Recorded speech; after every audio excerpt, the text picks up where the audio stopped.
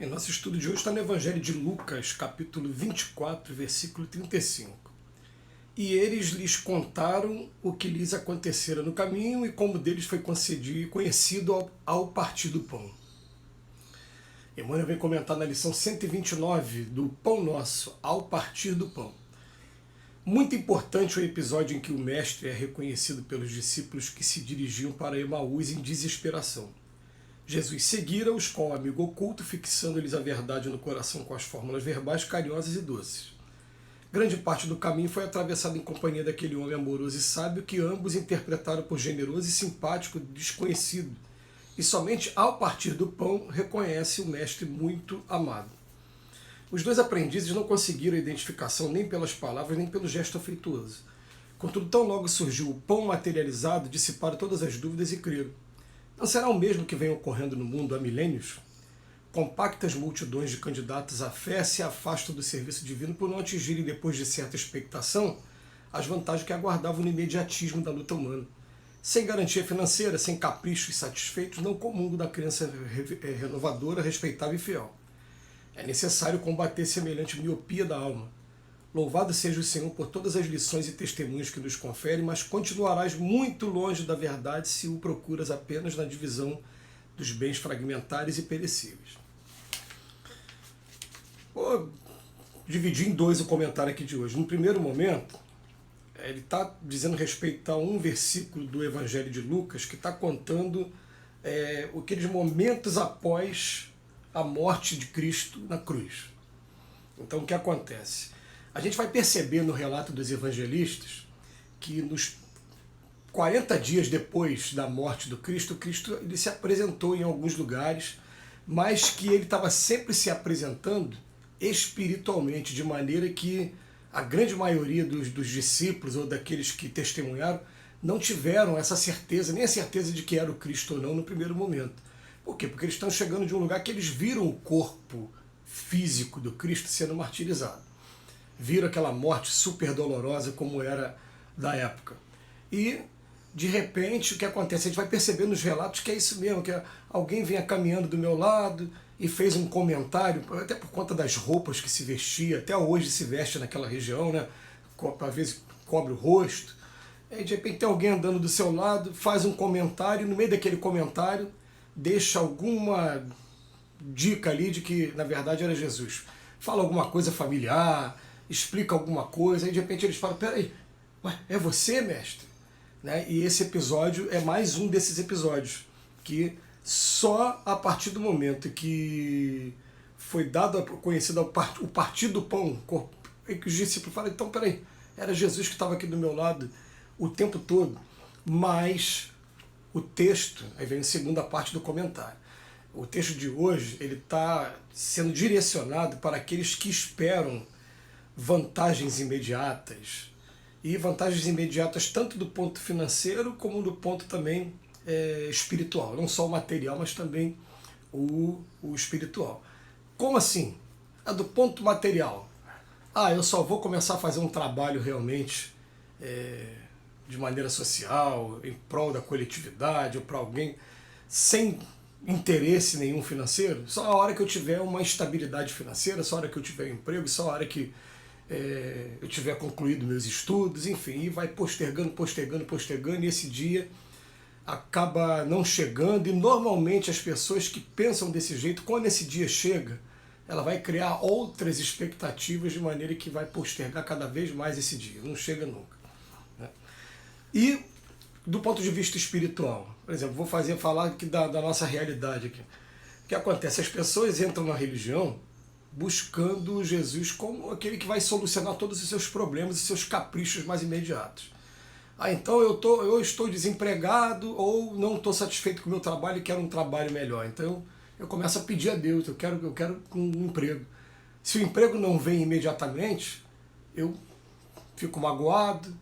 Né? Eu estava até conversando esses dias com um amigo, tem uma música escrita aí pelo Chico Buarque e pelo Edu Lobo, que retrata isso, retrata que os fiéis faziam promessas para os santos, como os santos não atendiam da maneira que eles queriam, Eles trocaram os santos de igreja todo na época, dentro da cultura da igreja católica. Isso foi um fato verídico e foi feita uma música para isso. Né? E a última estrofe da música é: mas se a vida mesmo assim não melhorar, os beatos vão largar a boa-fé e as paróquias com seus santos tudo fora de lugar. O santo que quiser voltar para casa só se for a pé. Ele ainda faz uma brincadeira com essa música, né? Com essa história que aconteceu. Mas essa história reflete em todos os pontos. Vou pegar aqui para o lado do Espiritismo. Eu fui para o Espiritismo na esperança de receber uma mensagem, uma notícia qualquer da minha mãe, do meu avô, alguém que já desencarnou. Aí começa a estudar, começa a ver aquilo tudo e aí nunca vem, a resposta nunca vem. Então isso é história, isso não existe, e a pessoa acaba se afastando também.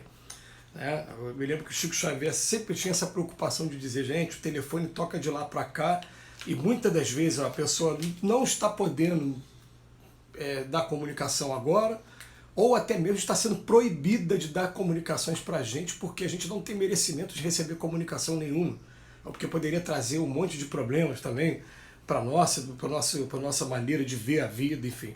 Os espíritos sabem muito bem o que a gente precisa e o que a gente tem que fazer agora, qual é a etapa que a gente vive agora. Então, ele vem contar para a gente aqui, né, de novo na lição, né?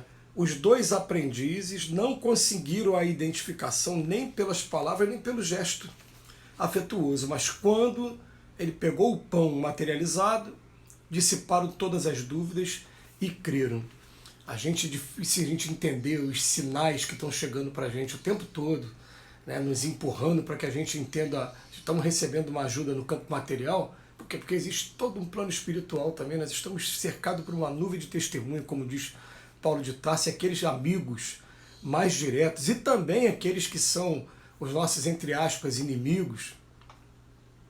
Eles só são nosso inimigo porque a gente ainda não teve arrependimento nenhum do mal que a gente fez, nem reparou o mal que a gente fez. Quando a gente repara o mal que a gente fez, eles não conseguem atingir a gente. Se estão conseguindo atingir a gente é porque a gente ainda tem o que trabalhar dentro da gente, né? Mas eles ficam do nosso lado conspirando, inspirando para todo o cenário que vai acontecer com a gente. E a gente duvida, a gente não tem essa certeza, a gente quer que as coisas aconteçam da maneira que a gente quer. Então ele bota aqui, olha, compactas multidões de candidatos à fé se afastam do serviço divino por não atingirem, depois de certa expectação, as vantagens que aguardavam. Aí ele enumera aqui, sem garantia financeira ou sem caprichos satisfeitos. Eles não comungam na crença renovadora, respeitável e fiel. Essas condições que a gente coloca. O dia que a gente descobrir realmente o que é o Cristo, o que é o mundo espiritual, e o quanto passageira e rápida, breve é essa vida, e o quanto as nossas atitudes aqui repercutem muito na nossa realidade quando a gente chegar do outro lado, a gente vai começar a tomar jeito, vai começar a tomar outros caminhos. Então ele bota que é necessário combater semelhante miopia da alma, essa cegueira da alma, não quer enxergar às vezes o que é óbvio.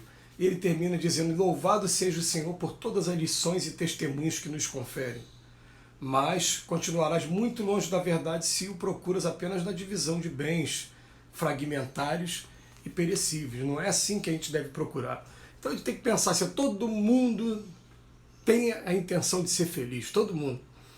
Só que a gente tem que começar a pensar, né?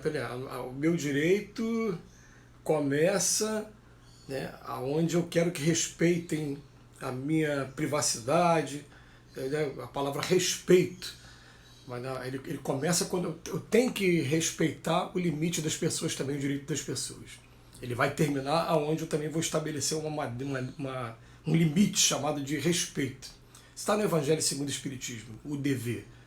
O dever começa no momento que eu tenho que respeitar o direito dos outros e também exigir que respeitem os meus direitos. Mas a gente começa a rever o nosso conceito de os meus direitos quando a gente começa a buscar o Cristo. Ele fala para a gente, busca e achareis, pedi e obtereis. Então a gente vai buscando, né, seguir essa busca mesmo pelo Mestre, para a gente poder acabar com essas preocupações mais imediatas e de, como ele diz aqui, bens fragmentários e bens perecíveis. Muito obrigado, Emmanuel, mais uma vez. Que Jesus nos abençoe hoje e sempre.